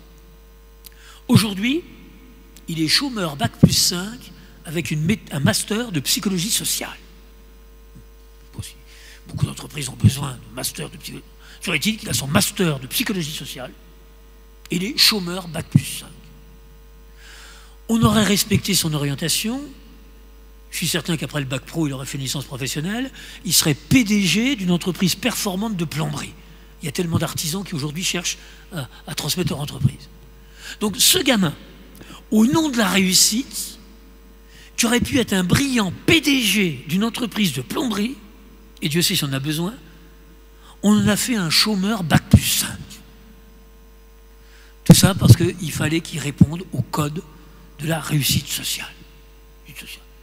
Mon gamin est capable d'aller au lycée, qui est capable d'aller en terminale, qui est capable d'aller à la fac. Donc voilà, je pense que si on avait mieux écouté sa véritable orientation, si vraiment plombier c'était son truc, je pense qu'importe, qu'il prenne la voie de bac pro, plutôt qu'il aille... Vous voyez ce que je veux dire? Donc ça, je crois que c'est important dans ces questions d'orientation. C'est vraiment s'appuyer un peu sur... voilà, c'est quoi qui t'intéresse vraiment, quoi tu te sens utile. Dans les milieux difficiles que vous connaissez, est-ce que vous travaillez autant avec les éducateurs qu'avec les jeunes? Et est-ce que vous arrivez à transmettre votre beau message de ce soir? J'essaye une fois par semaine, parce que le travail de directeur de l'association est un travail assez prenant. Donc voilà, une soirée par semaine, je m'échappe. Vous avez eu même le portable à téléphoner parce qu'il y a un souci sur l'internat. Mais on n'arrive jamais à se détacher complètement. Mais alors, dans mon travail, il y a ce travail bien sûr de soutien de mes équipes. D'autant que je trouve que démarrer aujourd'hui comme éducateur spécialisé est plus difficile que lorsque moi-même j'ai démarré. Il y avait déjà beaucoup de violence quand j'ai travaillé comme éducateur rue. Mais les jeunes nous situaient comme des alliés. Là, des fois, je reprends les jeunes en disant « mais je comprends pas, là, tu as cassé la figure à l'éducateur, enfin, il est à ton service, il travaille pour toi, enfin, je comprends que tu sois en colère, enfin, que toute cette violence, ça se traduise par... parce que nos éducateurs sont quand même de plus en plus malmenés, que toute ta violence, ça se retourne contre ton éducateur. Je dis, attends, il y a quelque chose qui va pas bien. Enfin, je veux dire que et donc là, j'ai des collègues éducateurs qui sont effectivement confrontés aujourd'hui à une violence. Moi, quand j'ai démarré comme éducateur, j'aidais beaucoup les jeunes à essayer de gérer leur violence, mais c'était souvent une violence tournée vers l'extérieur. Enfin, alors qu'aujourd'hui, on voit des gamins tellement déstructurés que voilà, aucune maîtrise de leur agressivité, de leur frustration, de leur colère. Et, donc le soutien, effectivement, des équipes d'éducateurs est une fonction très importante pour le directeur que je suis. Mais je reste éducateur. Moi, j'aime bien, au niveau des camps, des transferts, moi, j'aime emmener des jeunes en bateau. Donc, tous les ans, je vais repartir au congé de Pâques et puis au congé d'été. Le bateau est à Cherbourg, d'ailleurs.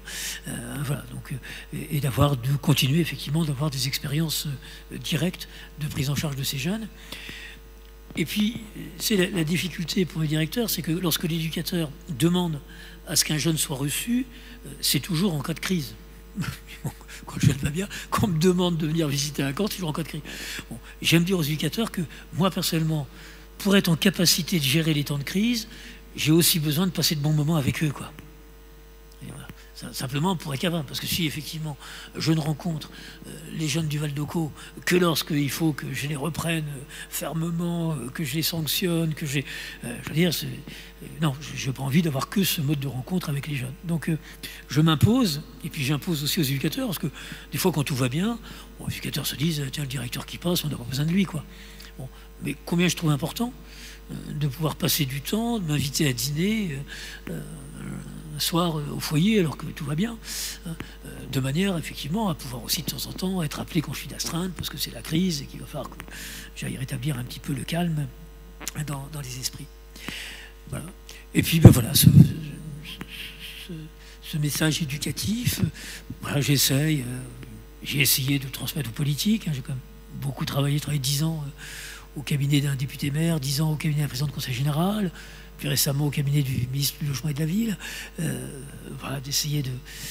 mais en se disant que notre pays est quand même fondamentalement conservateur, enfin, je dirais, faire bouger les choses, vraiment, il y a des résistances dans notre pays, alors que Et je trouve que souvent, bon, c'est une analyse personnelle, mais ce qui bloque, ce sont souvent les hiérarchies intermédiaires. Je prends l'école, quand vous discutez avec les enseignants à la base, je dis c'est pas possible, on ne va pas pouvoir continuer longtemps comme ça. Quand vous discutez avec le ministre, il en est convaincu aussi. Et puis, il y a toutes ces hiérarchies intermédiaires où ça bloque, quoi. Ça bloque et dans la remontée et dans la descente. Parce que changer, très souvent, c'est pour l'enseignant, ben, il ne verra qu'une amélioration, pour le ministre, de toute façon. Mais c'est au niveau de ces hiérarchies intermédiaires qu'il y a toujours des petits pouvoirs, des petits trucs qu'on risquerait de perdre. Dans une nouvelle organisation, on risque de perdre ce petit pouvoir. Et on voit, enfin moi je trouve que dans le pays, c'est souvent au niveau de ces hiérarchies intermédiaires que les choses se crispent. Les choses se crispent. Donc, et comment, effectivement, essayer de... Alors je crois que c'est vraiment la base, parce que on voit bien aujourd'hui que la plupart de nos politiques gouvernent quand même avec... pas toujours un cap, mais beaucoup plus les sondages, quoi. Donc, on sait que lorsque l'opinion de notre pays sera majoritairement d'accord pour dire que faire un bac pro en alternance sur un métier de l'industrie, c'est aussi noble que de préparer une grande école de commerce. Je crois que quand les esprits seront prêts, on verra des changements. On verra des changements. Donc là, c'est un petit peu le choix que je fais des fois par ces interventions, de se dire c'est vraiment au niveau des gens qu'il faut essayer de changer un petit peu le regard sur que d'autres pratiques sont peut-être possibles et plus respectueuses du développement et de l'épanouissement de chaque enfant adolescent qui nous est confié. Alors, personnellement, je pense que la réponse à cette question est non, parce que je pense que vous n'avez pas apporté de conseils à Madame Taubira. Mais partagez-vous la conception de Madame Taubira sur la délinquance et sur les sanctions par la prison? Oui. Il faut savoir que 2/3 des mineurs incarcérés récidivent de manière le mois qui suit leur sortie de prison. J'entends des citoyens qui disent il faut faire un coup d'arrêt à la délinquance, il faut le mettre en tôle. Dans 2/3 des cas, l'incarcération, c'est l'inscription dans une délinquance plus grande. Donc l'incarcération, c'est une mesure coûteuse et inefficace. Parce que ce qu'il faut savoir, c'est qu'à l'intérieur de la prison, l'échelle de valeur, c'est la gravité du délit. C'est-à-dire que j'existe dans le groupe de détenus par la gravité du délit commis. Si je suis enfermé pour un braquage de banque avec Kalachnikov, j'ai effectivement une aura bien plus grande que si j'ai piqué 50 € dans le tiroir caisse de l'épicier. Donc ces milieux fermés sont des milieux qui véhiculent comme valeur que j'existe dans le groupe par l'importance du délit. Donc au niveau de jeunes et d'adolescents, c'est terrible. C'est terrible. Et je me souviens que j'avais travaillé, vous savez, sur le cas de ces 2 adolescents qui avaient brûlé un bus. Heureusement, il y a eu un chauffeur excessivement courageux et qui avait réussi à sortir une dame handicapée dans un bus en flammes. Mais vraiment, il n'y aurait pas eu ce chauffeur-là, cette pauvre dame n'aurait pas pu sortir du bus.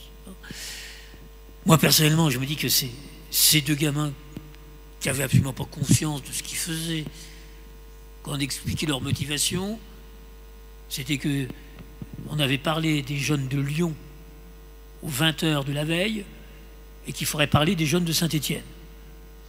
Alors brûler une voiture, c'est complètement banal. En brûlant un bus, ça ferait un sujet de 20h. Bon, c'était ça. On les fout en tôle. Bien. Moi, personnellement, j'aurais trouvé bien plus judicieux de les mettre dans un foyer à côté d'un hôpital et de les faire travailler comme hommes de ménage dans un service de grands brûlés.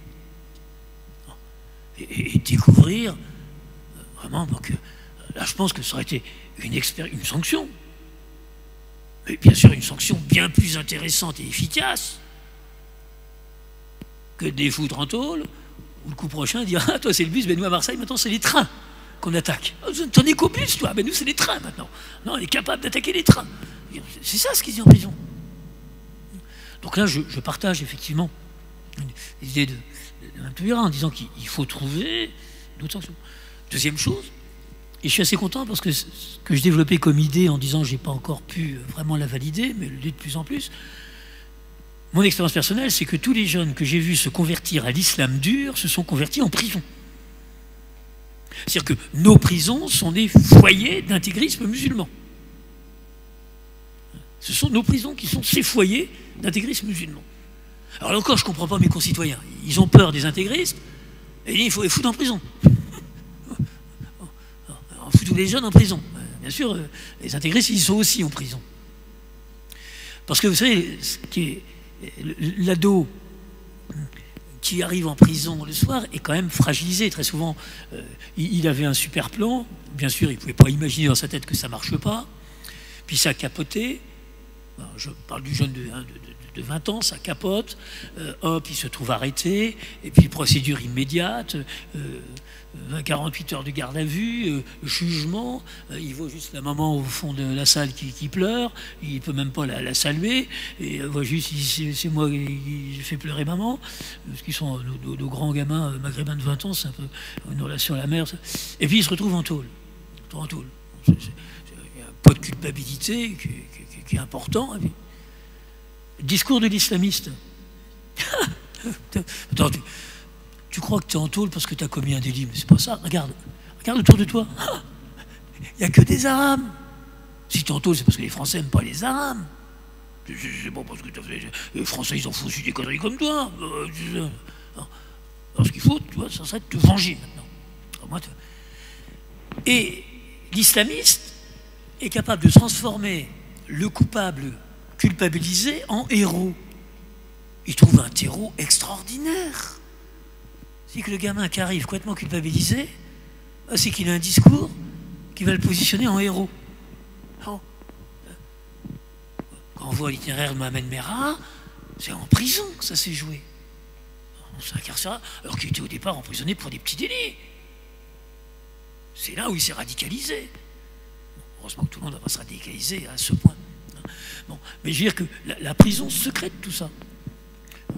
Donc, si on essayait effectivement de trouver d'autres modes de sanction, il y a certains cas, je pense quelqu'un qui a tué, personnellement, je ne suis pas pour la suppression de nos prisons, hein, mais quand je vois, et en particulier aussi au niveau des délinquants sexuels, alors là, les délinquants sexuels, je veux dire, nos amis belges, nos amis canadiens ont quand même des structures un peu adaptées, où on va essayer de faire travailler un peu ces personnes sur leur pulsion. La prison, c'est un endroit où les fantasmes sexuels vont se développer encore plus. C'est-à-dire qu'un délinquant sexuel que vous incarcérez pendant 10 ans, c'est sûr, après on va dire comment, bien sûr, il y a 10 années pour tourner avec ses fantasmes sexuels dans sa tête. C'est une mesure mais terrible pour nos délinquants sexuels. Après, les gens s'étonnent, ah bah oui, il a recommencé. Ah bah oui. Qu'est-ce qu'on a fait pour qu'ils prennent conscience de ce qui se passe en tôle? Tout seul dans sa cellule, en train de se masturber avec ses fantasmes sexuels. J'ai quelques jeunes que je suis en prison et qui ont violé tout ça. Je me dis, mais attends, c'est pas possible. C'est pas cette structure-là qui est adaptée. Si vraiment on veut qu'ils ne recommencent pas, c'est pas les enfermant dans une cellule qu'on va les aider à changer. Donc toute ces réflexions de dire il doit y avoir d'autres modes de sanction que l'incarcération, moi me paraissent effectivement un axe de réflexion intéressant. Merci pour vos réponses. On va s'arrêter là pour les questions. Et merci à vous pour votre attention. Merci à tous.